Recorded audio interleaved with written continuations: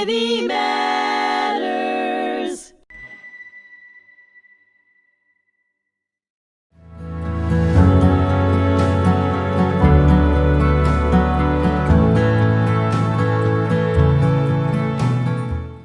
Hello, my name is Arnie Herz, and welcome to this podcast, Habits of a Whole Heart, hosted on HMTV.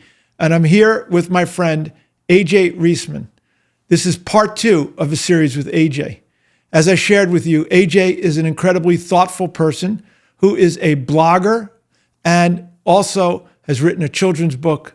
So AJ, thank you for sharing your wisdom last time. And we ended episode number 1 starting to talk about trying to find meaning through the reality of death. And that seems to be such incongruous. Like, if you want to live a vibrant life, why think about death? And you were talking about the Stoics and you know what the Stoics had shared. So I'm curious to get your take on this topic of a meaningful life and thinking about one's death. Yeah, it's interesting. So if we think about every human that's alive today, if we look back at their parents, their grandparents, since the beginning of humanity, they've come from a lineage of survivors, right? We wouldn't be here if someone in that lineage didn't survive. And of course, anything could have happened. Some random ancestor could have fallen ill and died. There could have been a war. They could have walked the wrong way in the forest. But we're here. So having that appreciation of knowing how lucky we are to be here in this present moment, to live a life, is something that I carry with me on my everyday. And finding it everywhere. You go to the bathroom. It's not that exciting for most people. But you flush the toilet. There's a whole system that goes on with plumbing and connection to the sewer system. It's pretty. It's intricate, and we can actually appreciate how many people in third world countries, they don't have that. And at the same time, we could even take that to a deeper level. What controls all of this plumbing? Well, gravity and air. Those are cosmic forces that control the entire universe, that are part of the reason that we're here today. So connecting these things back to reality and noticing them really is a habit that I think helps me live a better life. So I need to connect the dot here with you, because so you're talking about thinking about your death and then plumbing and a sense of gratitude that we're here, a sense of gratitude for the amenities of modern society. We were just in France and we went to a number of castles, and there was Versailles, and we find out that there was no plumbing there and how unsanitary it was and how disgusting it was and how Paris was just like one big cesspool and how disgusting it was a couple hundred years ago. So we now see the beautiful Paris that we know and the modern amenities and everything that we take for granted. So I understand that, like, to be super grateful for everything that we have, because I think that embedded within that is that our lack of gratitude. When we're grateful for what we have, what happens within our system? What changes? And is this sense of gratitude what most people walking around with, including ourselves, on a daily basis? Yeah, one of my virtual mentors, Seth Godin, says, do you know who the world's worst boss is? Do you know? No. Yourself, right? So taking the opposite of gratefulness is critiquing and being critical of your own self. We're really hard on each other and ourselves. And because of that, we hurt our own self-worth or self-being, and we can't live that life in the way. But how does gratitude for the plumbing system create a sense of wholeness? Forget about your inner critic. And that's one. And two, how does thinking about our death create a sense of meaning and purpose in our lives. It's what you brought up at the end of the last episode. Yeah, well, certainly the finality of it, right? Knowing that there's an end to this beautiful world, to all the things that we love, our family, our friends. So wouldn't that bring sadness? Doesn't that make you sad when you think about that? It's about the appreciation for that it exists right now. Of course, it won't always exist, and most of what people fear never ends up happening. So we have to also think about what we can do to not have that fear. But at the end of the day, it's. Can you repeat the question? Or no, the question is, how does thinking about in other words, the Stoics, according to what you'd shared, the Stoics talked about how important it was to think about your death, and how by thinking about that creates a sense of meaning. When we read the Psalms of David, he's constantly talking about how life is like withering grass. It's temporary, it's transitory. And he used this reality to connect to a greater reality within himself and the world. This is what he used to connect to God. This deeper connection. We get this reminder through Shakespeare when Macbeth says that life is but a brief candle. How does this not create depression? In other words, if you know that your vacation is going to come to an end, it would seem to me it would make it, you'd be sad if you realize that your kids are going to grow up and you're not going to be here. How does it generate a sense of a deeper meaning and purpose and connection and joy in life? Well, every day has 86,400 seconds in it. And it actually sounds like a lot. So thinking about that and knowing that we can enjoy the present moment is just kind of what you have to do. Because if you're fearful of the next day, the next month, you're ruining the present moment, and you can't live. So what does it mean to live in the present moment? How does that show up for you? Well, give me an example of being in the present moment. In today's world, it's actually a scarcity or a rarity because of the technology that we have in front of us. No, but I'm asking you. I'm not asking you about a commentary on the world. I'm asking for you personally. No. For me, it's not having any distractions other than what's in front of me. So that can be going on a walk with you and looking around. But at the same time, you have to be noticing the mind wandering because there's all these thoughts that come in. And when you notice them, then you have this deeper reflection.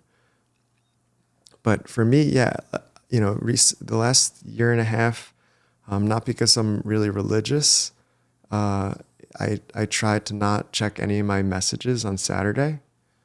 And I find it extremely liberating. I'm someone that's like the rest of us, extremely connected to and addicted to my own devices. And having that connection is really liberating. I suggest everyone try it, not for religious reasons, because we're not present with other people in the way that we should be. And that's going to be the rarest commodity known to mankind, in my opinion. So it's to be present with other people, is what you're saying, and to cultivate that by moving away from behaviors that leave us disconnected. When we're on social media, we're not present. We're in the world of social media. When we're at a restaurant and we're checking our texts while we're sitting across the table from someone or answering the phone, we're saying to that person that what I'm looking at on my phone is more important than you. So did you ever go on vacation? You're in this nice destination. You're at the beach in the tropical, exotic place. And what's everyone doing there? They're on their phones. Why? That's a great question. I think the answer of why, it goes back to what we were talking about in the last episode. Social media, what we're engaging in social media or the texts or communication with friends, we're getting hits of dopamine every single time we do that. So it's drawing us, it's giving us a short-term sense of gratification. Or there's a certain fear or threat and we want to be in the know and we want to be knowledgeable, so we feel like we have to stay connected all the time. And it becomes habituated. It's the same way when you watch a TV show or a movie, there's a screen changing every 3 or 4 seconds, 3 or 4 times every second. It's this constant stimulation that we need. And so the ability to just sit and be present and watch our breath, watch the reflection of the sun on the water, look at the blue sky and the clouds going through. To just be present is very, very difficult because we're trained to not be that way. We just, as we said, where I was in France with my wife, Suzanne, 2 weeks ago, and we went to Giverny for Monet's gardens. And it was exquisite. It was like walking through the painting, and you can see how Monet was able to see things and communicate that in his beautiful paintings. The reflections, the beauty, the colors, everything. It was exquisite. And in order to do that, he had to be fully, completely present, and he created something that was transformative for the world. Yeah, I think it was Van Gogh who, painted the same haystacks 26 or 29 times.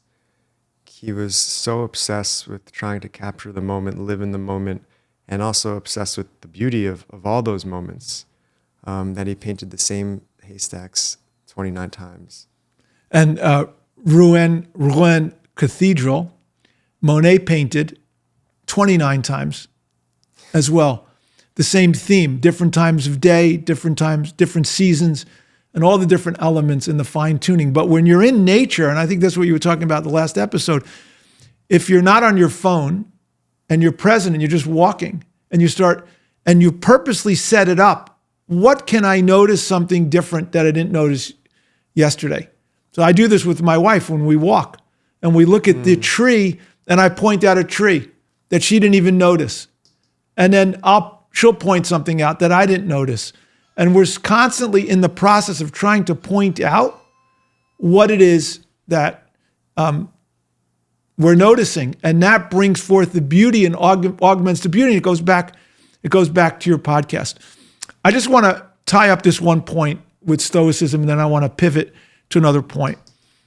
As you know, almost 3 summers ago, in August of 2022, I was sitting in my backyard, a hot summer day, and I ended up getting a horrible headache.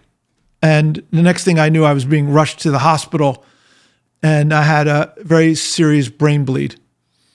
And the next day, while I was fully conscious, I overheard the doctor telling my wife that there was a 50% chance I would survive the weekend. And so this was an unbelievable, surreal situation for a guy who feels like he's in good shape in the prime of my life. And to sit there and think about that there was a 50% chance that Monday, I believe it was August 12th, would be my funeral. And I couldn't move. I was tied up to all this machinery. I had a significant amount of blood in my brain, an inner part of my brain. And a lot of pain, but fully conscious. And it was in those days that I was filled with so much gratitude for the life that I had lived. And I came to realize what I shared before, that 95% of everything I think matters doesn't matter. It just doesn't matter. The Knicks don't matter. I'm going to say this to my son. The Mets don't matter. How much money you have doesn't matter. Winning the argument doesn't matter. What's happening in the news, for the most part, doesn't matter. Your social standing, this person likes you, this person doesn't like you. None of that matters. Well, I think what does matter is, how you carry yourself on a daily basis and what you do for other people, what you leave behind, what you do to the world. And I think about, why I'm here today and almost why you're here today. So 2.5 years ago, you took a risk and did me a favor. I was at an early stage startup. We're an AI storytelling platform, and you decided to tell your story and helped give me feedback on the product. And that meant a lot to me. So one of the things you said to me after was, I don't know if you remember. Do you remember? Yeah, and now you're inspiring me to do my own podcast. Yeah, so now... and here we are. And here we are. So this makes, life come full circle. And, even if tomorrow doesn't come, you impacted me, and I remember that. So thank you for sharing that. And I think this goes back to everything we think matters doesn't matter, and everything we think doesn't matter actually matters. And what it is that you just shared, and this goes back to the core of the habits of a whole heart, is what are we doing to impact others? It's not about my own pleasure with respect to nature or being grateful. When I reach outside of myself to help another, something mysterious and beautiful happens. Because ultimately, we're always going around asking ourselves one of two questions. And most of us, most of the time, are asking the question, what do I need? What do I need to be happy? What do I need to be fulfilled? What do I need to be spiritual? What do I need to be wealthy? I always ask, what do I need? But if you want to experience the true joy of wholeness, you have to be asking the question, where am I needed? And when we ask the question, where am I needed? And we show up that way, reaching outside of ourselves, that's when we become transcendent, because we're now affirming that aspect of self that's connected to beyond self. It's only when you go beyond yourself that you can experience something that's beyond yourself. And so in the hospital, we realized that we were there for a reason. We chose to adopt that perspective, that we're there for a reason. And Suzanne realized that the staff was working so hard, and it was right after COVID. Cafeteria wasn't open at night. They were going 13 hours without a break.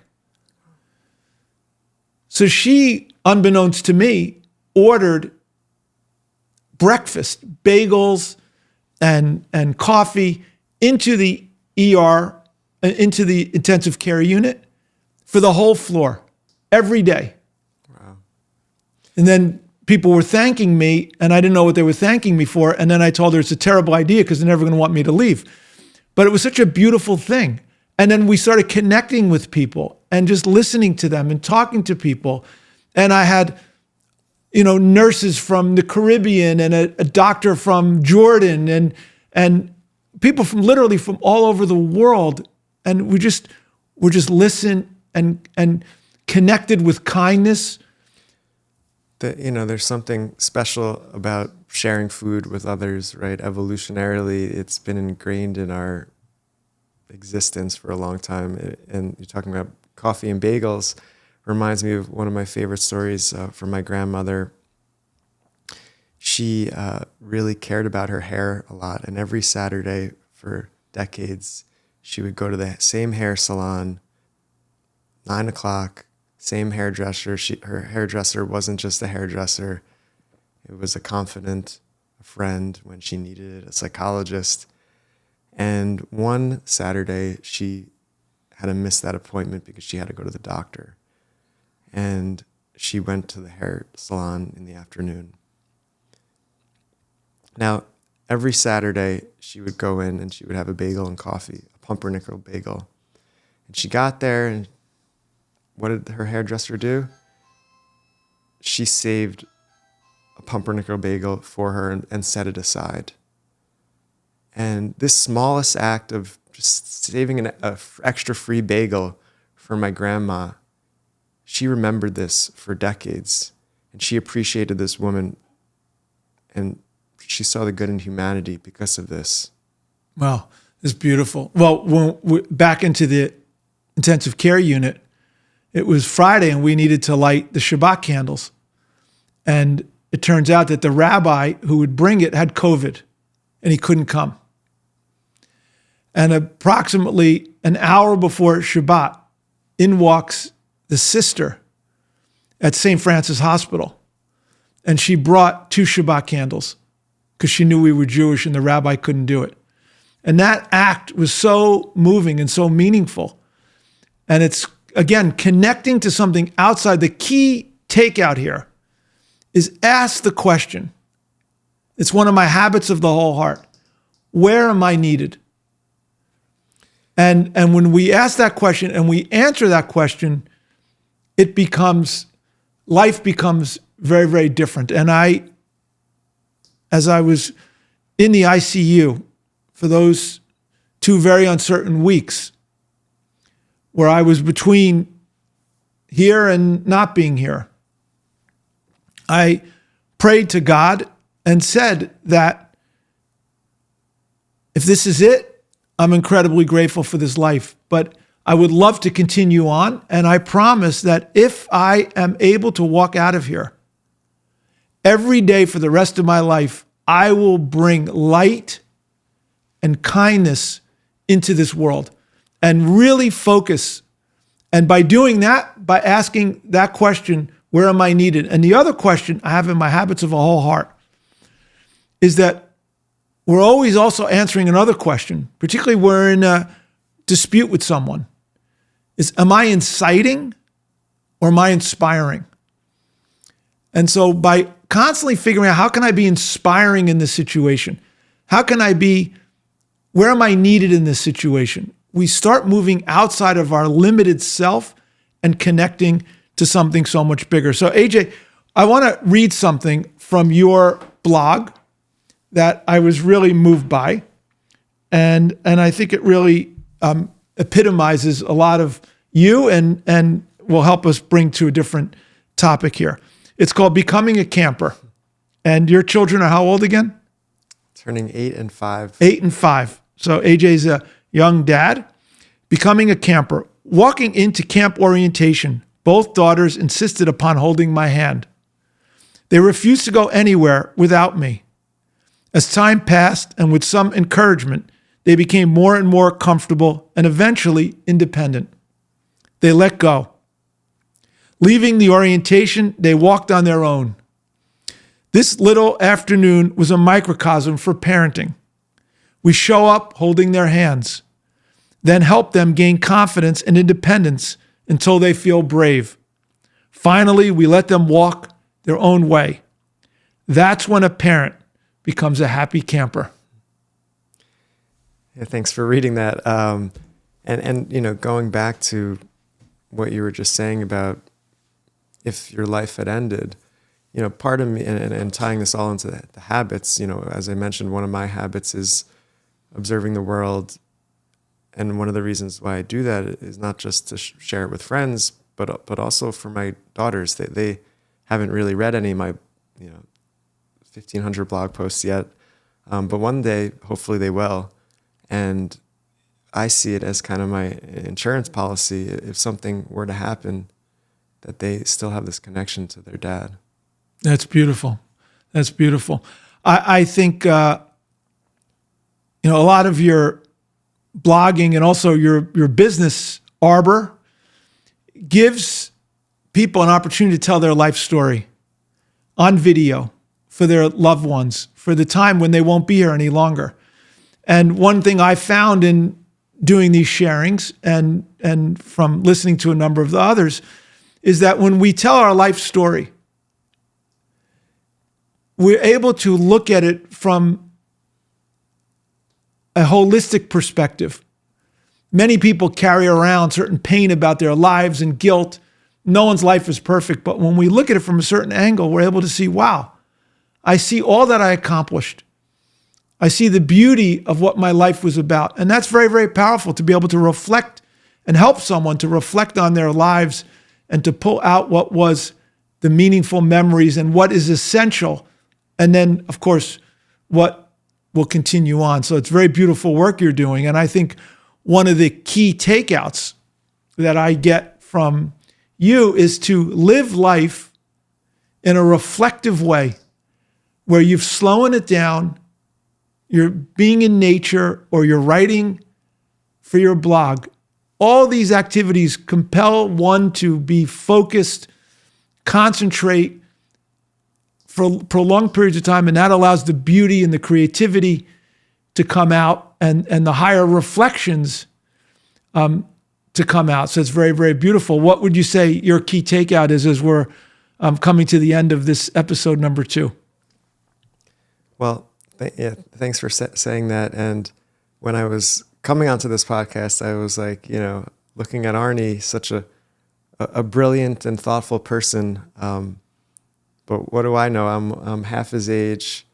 We're maybe about the same physical fitness according to our Whoop scores. But I think what you're saying is kind of important, that everyone has a story to tell. Everyone has wisdom, and recognizing that, I think it was Ralph Waldo Emerson who said, every person is my superior in one way, and noticing that in other people, because we can all learn from each other. Yeah, that's beautiful. We not only can we all learn from each other, we must learn from each other. We must learn from every situation. Well, we don't must. If we want to live a whole life and a full life, we have to create the habit of learning from every situation. What is it that we can learn from this situation? And what is it we can do with the situation to optimize it? As we started episode number 1 about the tragedy of the double murder yesterday, I'm not a believer that everything happens for the best, because we look at history and everything hasn't happened for the best. But I am a firm believer that we have the ability to make the best out of every situation. Whatever the situation we're faced with, how do we make the best of that situation? How do we deal with that reality to make the best of it? And that is what I hope and people are inspired to do. And that becomes empowering, because now we have the ability, that's within our control. The tragedies happen, the misfortunes happen, the disappointments happen. What are we going to do with it now? Are we going to be victimized and powerless, or are we going to take control and bring that on? So AJ, thank you so much for being on the podcast. Thank you to my guests for tuning in for Habits of a Whole Heart for this episode with my friend AJ Reisman. Please tune in to HMTV and follow HMTV, not just for this podcast, but for all the other podcasters on this Humanity Matters series that has reached over 100 episodes. So thank you very much, and wishing you continued meaning, purpose, and upliftment in your life.